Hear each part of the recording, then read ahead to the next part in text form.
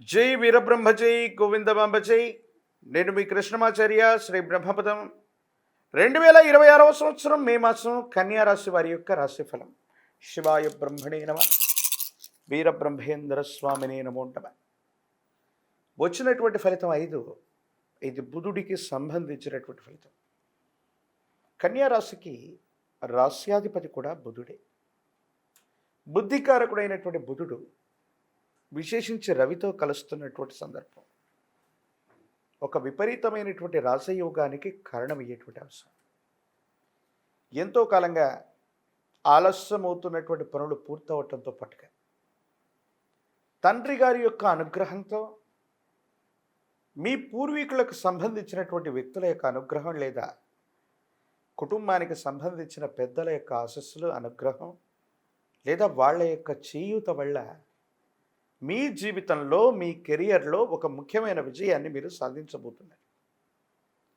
ఆర్థికంగా బాగుంది, యుగదాయకంగా ఉంది, సానుకూలవంతమైనటువంటి ఫలితాలు లభించే అవకాశం ఉంది. కొత్త ప్రాజెక్టుల కోసం మీరు చేసే ప్రయత్నాలు తప్పకుండా సఫలీకృతమవుతాయి, అనుకూలవంతమవుతాయి. యోగదాయకమైనటువంటి ప్రయోజనాలను మీరు తప్పకుండా పొందేటువంటి అవకాశం కూడా కనిపిస్తూ ఉంటుంది. ఏది ఏమైనప్పటికీ కూడా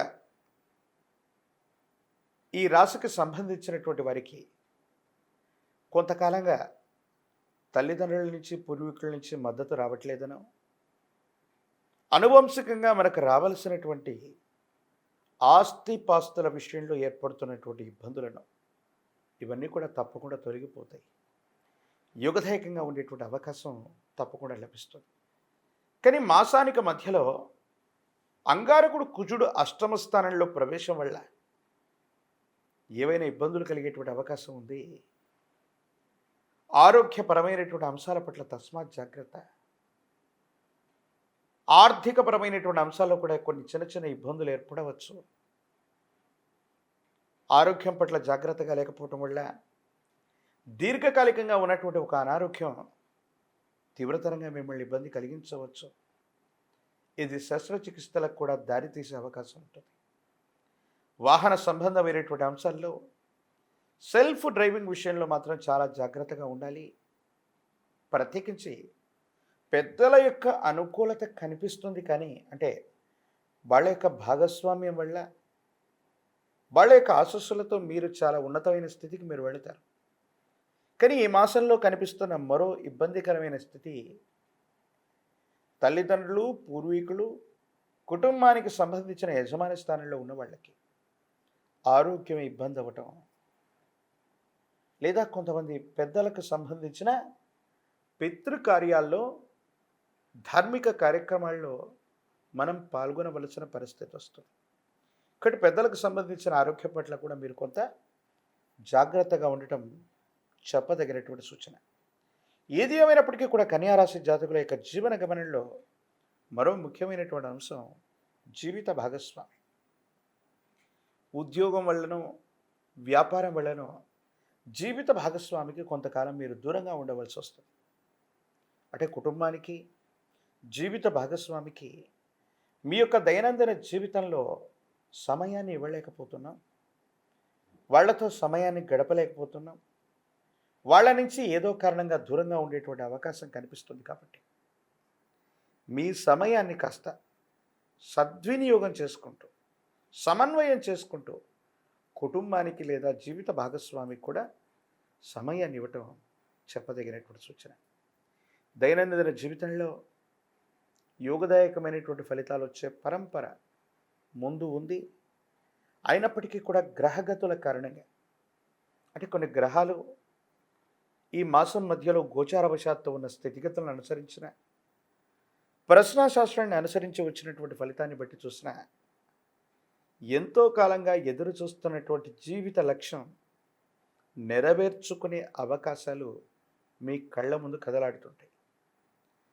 బుధుడి యొక్క అనుకూలత కారణంగా, నవగ్రహాలకు అధిపతి అయినటువంటి సూర్య భగవానుడి యొక్క యోగదాయకమైన స్థితిగతుల కారణంగా తప్పకుండా రాజయోగం కలుగుతుంది.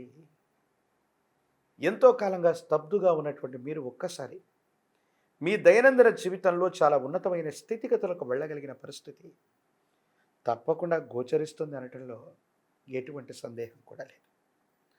ఈ రాశిలో ఉన్నటువంటి రాజకీయ నాయకులకి అనుకోకుండానే పదవీ ప్రాప్తి లభిస్తుంది, అదృష్టం తోడవుతుంది. విద్యార్థులకి పోటీ పరీక్షల్లో ఉన్నతమైనటువంటి ఉత్తీర్ణతను ఘనముల్ని పొందేటువంటి అవకాశం తప్పకుండా కనిపిస్తుంది. ప్రఖ్యాతి చెందినటువంటి కళాశాలలు యూనివర్సిటీల్లో ప్రవేశం లభిస్తుంది. గ్రీన్ కార్డు కోసం చేసే ప్రయత్నాలు సఫలీకృతమవుతాయి. విదేశీ సంబంధమైనటువంటి వీసా తప్పకుండా లభించే అవకాశం ఉంది. వివాహం కానటువంటి స్త్రీ పురుషులకి చాలా యోగదాయకమైన కాలం. మరిన్ని సానుకూలవంతమైనటువంటి ప్రయోజనాలు పొందడానికి కానీ విశేషించి సుబ్రహ్మణ్యేశ్వర స్వరూపాన్ని ఆరాధన చేయండి. సుబ్రహ్మణ్యేశ్వర స్వామి వారి యొక్క కరావలంబన స్తోత్రాన్ని అనునిత్యం చదువుకోండి. శ్రీవల్లి దేవసేన సమేత సుబ్రహ్మణ్యేశ్వర స్వరూపాన్ని ఒక్కసారి ప్రాచీనమైనటువంటి క్షేత్రాన్ని సందర్శించేటువంటి ప్రయత్నం చేయండి. మహాకాలభైరవ వృక్షాన్ని మెళ్ళో ధరించండి. తీవ్రమైనటువంటి నరఘోష, నరదిష్టి, నరపీడల నుంచి తప్పకుండా నివారణ జరుగుతుంది.